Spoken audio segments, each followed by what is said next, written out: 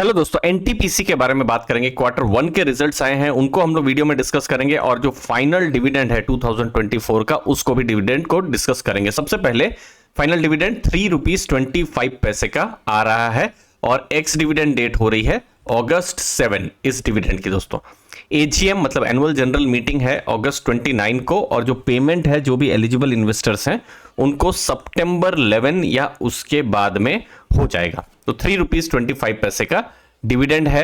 इससे पहले 2 interim dividend आया हुआ है, तो टोटल 4 रुपीज 50 पैसा का डिविडेंड ऑलरेडी आ चुका है, एक नवंबर के महीने में, एक फरवरी के महीने में। दोस्तों ये हम फाइनेंशियल ईयर के हिसाब से कैलकुलेट कर रहे हैं, ठीक है। तो हम ईयर के हिसाब से, जो कैलेंडर ईयर है उसके हिसाब से नहीं, ठीक है। तो अभी नेक्स्ट फाइनेंशियल ईयर आ चुका है, लेकिन ये जो डिविडेंड है ये लास्ट जो फाइनेंशियल ईयर है उसी का डिविडेंड है, ठीक है। तो टोटल 7 रुपीज 75 पैसे का पूरा साल में डिविडेंड हो रहा है। अभी ये जब मैं वीडियो बना रहा हूं तो कुछ 415 का शेयर प्राइस है। आपकी बाइंग अलग हो सकती है दोस्तों, तो यील्ड अलग हो सकता है। अभी के जो प्राइस है उसमें जो यील्ड आ रही है 1.86% की यील्ड आ रही है। और जो डिविडेंड पे आउट है, डिविडेंड पे आउट मतलब कि कंपनी ने सोच लीजिए 100 रुपीज का प्रॉफिट किया है तो कितना डिविडेंड पे किया है, 36 रुपीज का डिविडेंड उन्होंने पे किया हुआ है दोस्तों।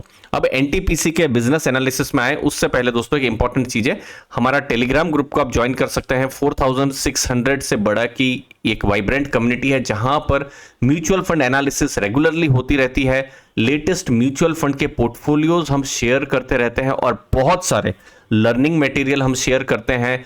बिजनेस लर्निंग रिलेटेड कंटेंट आते हैं, एनालिसिस, पर्सनल फाइनेंस रिलेटेड बहुत सारी चीजें आपको मिलेंगी। डिस्क्रिप्शन में आप लिंक को चेक कर सकते हैं दोस्तों। अब एनटीपीसी पर आते हैं। उनका मेन बिजनेस क्या है? Power generation. पावर, इलेक्ट्रिसिटी हमारी आपकी बिल्कुल बेसिक जरूरत है। इंस्टॉल कैपेसिटी 76 गीगावाट की है और 2032 तक 130 गीगावाट का उनका प्लान है। नेक्स्ट, अगर हम प्रॉफिट की बात करेंगे, FY24 में बहुत ज्यादा हाई प्रॉफिट और जनरेशन भी उन्होंने किया था, रियलाइजेशन भी उनका स्ट्रांग रहा था। अब 2032 में जब वो 130 गीगावाट की बात कर रहे हैं, उसमें से 60 गीगावाट रिन्यूएबल एनर्जी पर उनका जो जनरेशन का जो टारगेट है, जो कैपेसिटी का जो टारगेट है, वो यहां पर होने वाला है कैपेसिटी का।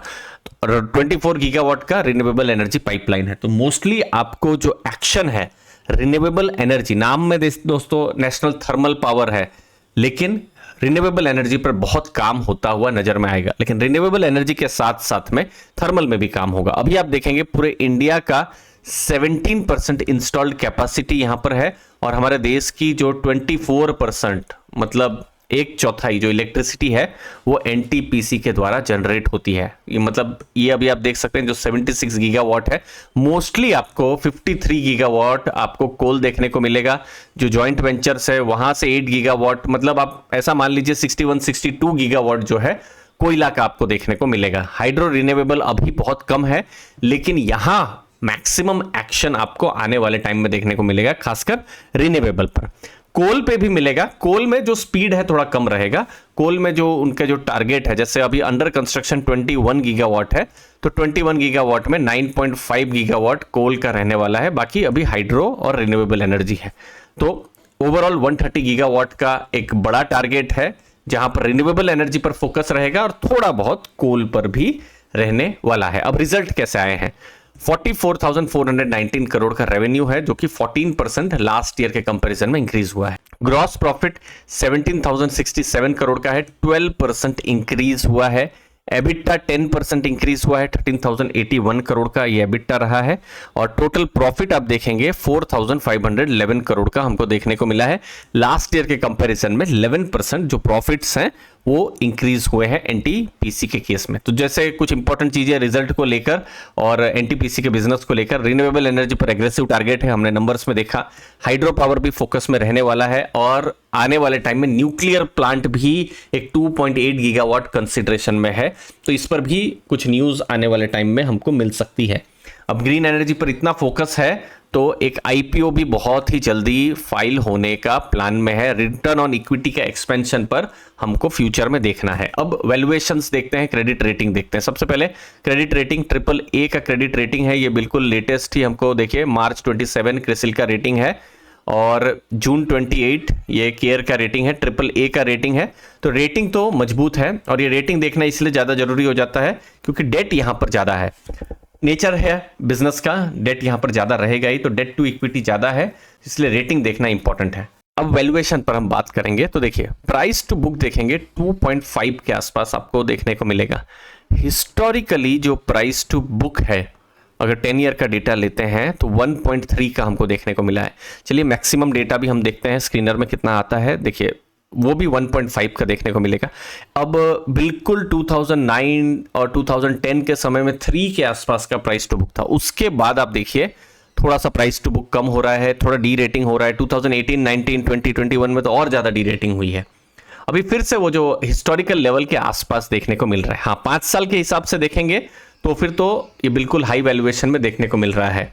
अगेन जब भी वैल्यूएशन देखते हैं तो वैल्यूएशन के देखने का 2 तरीके से एनालिसिस होगा कि पिछले 5 साल 10 साल के लेवल के हिसाब से तो हमको थोड़ा सा कॉस्टली या महंगा देखने को मिल रहा है, लेकिन पावर सेक्टर में बहुत ज़्यादा ग्रोथ के उनके प्लान है, और जो इंफ्रा और पावर सेक्टर में जो ग्रोथ हमको 14-15 साल पहले देखने को मिला था वो अभी भी हमको देखने को मिल सकता है। तो इसीलिए ये हाई वैल्यूएशन जो है ये जस्टिफाई हो रहा है जब हम एनटीपीसी की बात कर रहे हैं। पी रेशियो भी आप देखेंगे 18-19 के आसपास में है, 5 साल के हिसाब से थोड़ा महंगा है, लेकिन यस हिस्टोरिकल लेवल में तो आप देखेंगे 12-13 के आसपास में है, तो अभी तो थोड़ा महंगा हमको देखने को मिल रहा है जब हम एनटीपीसी का वैल्यूएशन की बात कर रहे हैं। तो लास्ट में mutual fund actions, HDFC balanced advantage fund 3.1% का वेट उन्होंने किया है, ऐड किया है। ICICI prudential equity and debt 7.07% add किया है। आईसीआईसीआई वैल्यू डिस्कवरी ट्रिम किया है 3.42% वेट।